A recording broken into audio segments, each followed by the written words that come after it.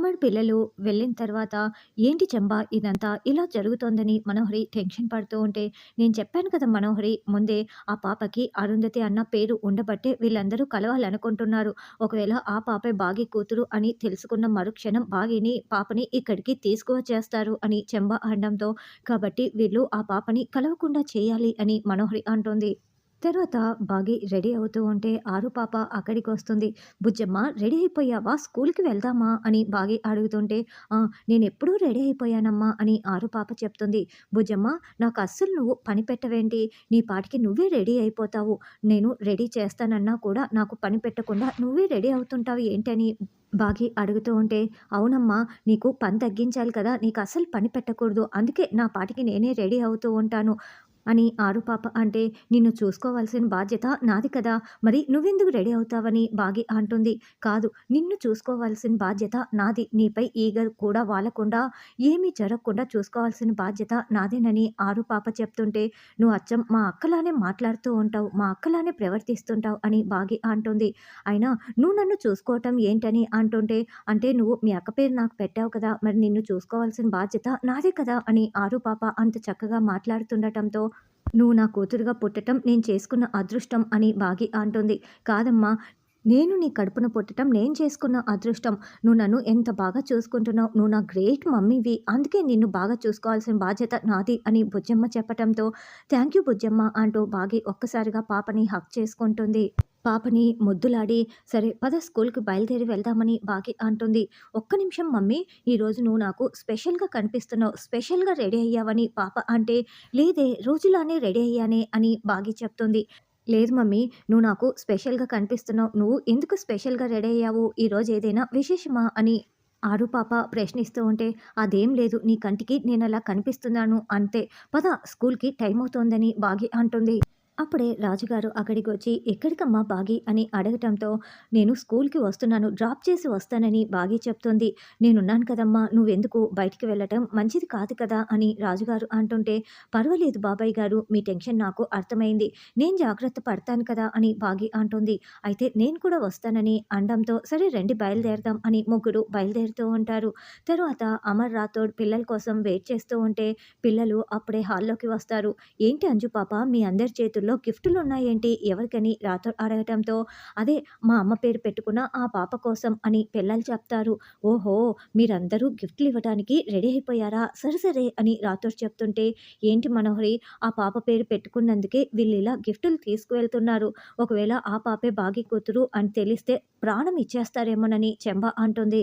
పిల్లలు "పదండి బయలుదేరదాం" అని రాథోడ్ చెప్తుంటే, అమర్ ఆగండంటూ మనోహరి అక్కడికి వస్తుంది. "ఏంటి మనోహరి" అని అమర్ ప్రశ్నిస్తూ ఉంటాడు. "నేను కూడా వస్తాను మీతో పాటి ఆ పాపను చూడటం కోసం" అని మనోహరి చెప్పటంతో, "ఆ పాప అంటే మీకు ఇంట్రెస్ట్ లేదు కదా ఆంటీ? రాత్రి కూడా అలా మాట్లాడారు కదా! ఇప్పుడెందుకు వస్తున్నారు? ఏం అవసరం లేదని" పిల్లలు చెప్తూ ఉంటే, "లేదు లేదు పిల్లల మీద నాకెందుకు కోపం ఉంటుంది? అయినా ముక్కు మొహం పేరు తెలియని పిల్లపై నాకు అస్సలు కోపం ఉండదు. మీరు చూడాలనుకుంటున్నారు కదా! నేను కూడా చూడటానికి వస్తానని" మనోహరి అంటుంది. "అసలే మీకు పిల్లలంటే అస్సలు ఇష్టం ఉండదు. మీరేం రానవసరం లేదులే" అని పిల్లలు చెప్తుంటే, "పిల్లలంటే నాకెందుకు ఇష్టం ఉండదు. నాకు చాలా ఇష్టమని" మనోహరి అంటుంది. "అప్పుడప్పుడు మీరు పిల్లల్ని విసుక్కుంటూ చిరాకు పడుతుంటారు కదా! అందుకే ఈ పిల్లలు అలా మాట్లాడుతున్నారు లేండి మనోహరి గారు" అని రాథోడ్ అంటాడు. "అమర్ నువ్వు పిల్లల్ని క్రమశిక్షణతో పెంచాలంటావు కదా! అందుకే అలా కోపం చూపిస్తుంటాను.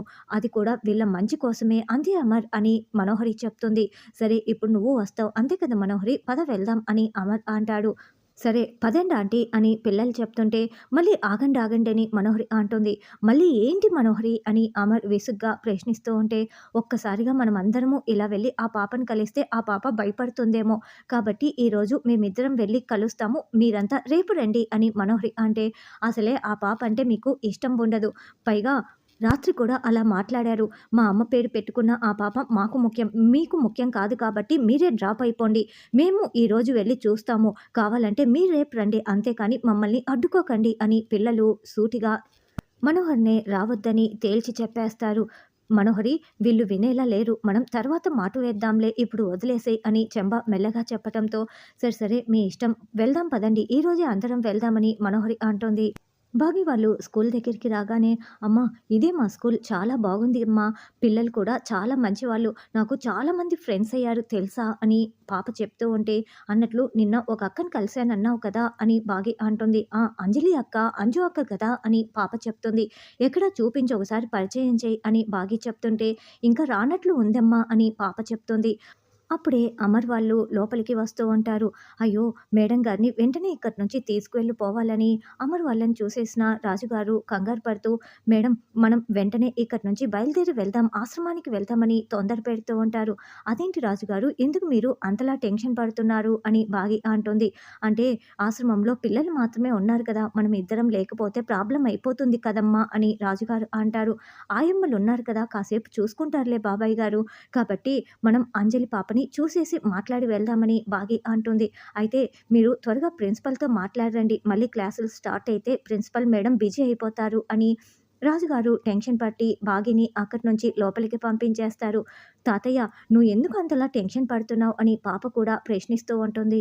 రామ్మా క్లాస్‌కు వెళ్దామని రాజుగారు అంటుంటే, లేదు లేదు నేను అంజలి అక్కతో మాట్లాడిన తర్వాతే వస్తాను. ఇప్పుడు వచ్చేస్తుందని పాప మొండిగా నిలబడి ఉంటుంది. తరువాత బాగి ప్రిన్సిపల్ దగ్గరికి వెళ్ళగానే అక్కడ వేరొక వైస్ ప్రిన్సిపల్ ఉంటుంది. ఎవరండి మీరు అని అడగటంతో, నిన్న అరుంధతి అనే పాప జాయిన్ అయింది కదా! వాళ్ళ మదర్‌ని. నా పేరు సుమతి అని బాగి అబద్ధం చెప్తుంది.